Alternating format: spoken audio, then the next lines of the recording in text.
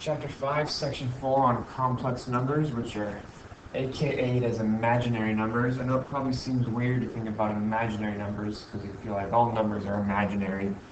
You know, if numbers 3 or 17 or -2 really exist, we can't go dig them out of the earth and sell them or something. But we call these real numbers. We've dealt a lot with the real numbers. Today we're going to talk about something that isn't a real number, it's an imaginary number. And we'll get there in a second. The square root of 25 we know is 5, because 5 squared is 25. Good, piece of cake. What about the square root of -25? The square root of -25 we say isn't a real number because -5 squared is not 25, and 5 squared is not -25, so they should both be negative. So this isn't technically possible. So what happened was, some guy a long time ago, and I don't know who, said, it would sure be nice if it was possible to have a square root of a negative number. So let's start with the most basic negative number, -1. Well, the square root of -1 doesn't exist, so let's pretend like a number does exist. Now let's call that number I. I stands for the square root of -1, that's I for imaginary. So when you see the letter I, it's not a variable, it's actually a number, just like how pi is a number, 3.14159. I is a number, it's the square root of -1. So the square root of -25, if you look back up here, is really the square root of -1 times 25 now. Well, that's the same as the square root of -1 times the square root of 25. The square root of -1 is I, the square root of 25 is 5, so we call it 5i. 5i is the square root of -25. I behaves just like a variable. So if I have -3i plus 5i, those are like terms. I can combine them, I can add them up. So -3i plus 5i is 2i, and 3 minus 11 is -8. I cannot combine these two numbers because one has an I and one doesn't. They're not like terms. And we like them to come in this form, where this has a real part and an imaginary part. They always come in this form whenever possible. This is considered the A plus BI form, where A would be -8 and B would be 2 in this case. There's this very interesting thing that happens with i's. If we kind of explore what happens as we bring powers of it. We know that I is the square root of -1. So I squared is the square root of -1 squared, because I is the square root of -1, so we're squaring the square root of -1. Well, the square root of -1 squared is -1. So I squared is actually -1. I to the third is the same as I squared times I, but we just saw that I squared is -1, so it's really -1 times I. So I to the third is -I. I to the fourth is I squared times I squared. Well, I squared we know is -1, and this I squared over here we know is -1. So -1 times -1 is just 1. And at this point, I get this cycle that repeats. If I were to do I to the fifth, well, I to the fifth is just I to the fourth times I, and I to the fourth is 1, and 1 times I is I. If I were to do I to the sixth, that would be I to the fourth times I to the second. We've always seen that I squared is -1, so 1 times -1, which is -1. And it's going to keep going. I to the seventh do the same as I to the third and be -I. I to the eighth is 1. I to the ninth is I to the 10th would be -1.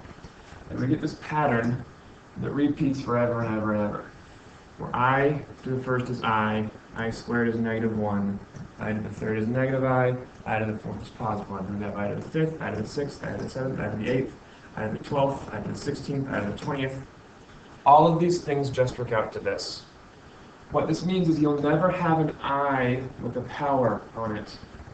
Whenever there's a power on an I, that's really the same as some simplified version. I to the 25th is really 6 I to the 4ths. Well, 6 I to the 4th is just 1. And 1 times I is I. So I to the 25th is just I. Multiplying and dividing use that idea quite frequently. The idea of how these i's can cycle through. I need to FOIL this. I need to do inner and outer, first and last, and do all the foiling. Well, 2i times 3i is 6i squared. 2i times negative 5 is negative 10i. 3 times 3i is positive 9i. 3 times negative 5 is negative 15. Remember that I squared is negative 1. That's the important one to remember. That's one that comes up all the time. I squared is negative 1. So 6i squared is really negative 6. Do the real part first. Negative 6 minus 15, negative 21. Negative 10i plus 9i is negative 1i. And there's my answer in that a plus bi form we talked about. In this case, a is negative 21, b is negative 1. We never, ever, ever want to have an I, an imaginary number, on the bottom of a fraction. So we have to take this number on the bottom of the fraction, move it on top. So we're going to multiply, in this case, just by I. Well, I over I, technically. I'm multiplying by 1, which I can do whenever I want. 5 times I is 5i. 2 times I is 2i squared. Remember that I squared is really negative 1. So that becomes 5i over negative 2, which we would write like this.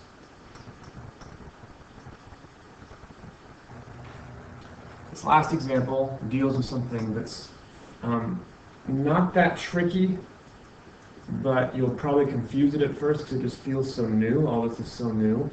It's called the complex conjugate. And this is a binomial down here, when there's more than one term. This is a monomial, but when you have a binomial, you have to deal with this I a little bit differently. All you ever do is take this sign and switch it. It's that simple. Just switch that sign in the middle. I'm going to multiply the top and the bottom by 6 minus 2i. And I have to do this because I'm multiplying by 1. This right here is really the number 1. I can multiply by 1 whenever I want. So on top, I get 30 minus 10i. On the bottom, I FOIL again, but this FOIL is really nice and pretty. Go red. Now go orange. 6 times 6 is 36. 6 times negative 2i is negative 12i. 2i times 6 is positive 12i, and that's the real key here. 2i times negative 2i is negative 4i squared. These two things in the middle are going to cancel. Negative 12i and 12i give me 0. They will always cancel. That's the whole point of all of this. Those things in the middle cancel, so I'm left with 30 minus 10i over 36 plus 4. Because remember, this is going to switch signs because I squared is really negative 1.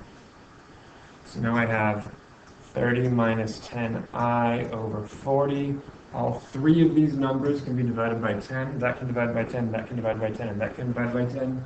Since all of them can divide by 10, I do that, and I get 3 minus I over 4 and a very thick pen. Thank you.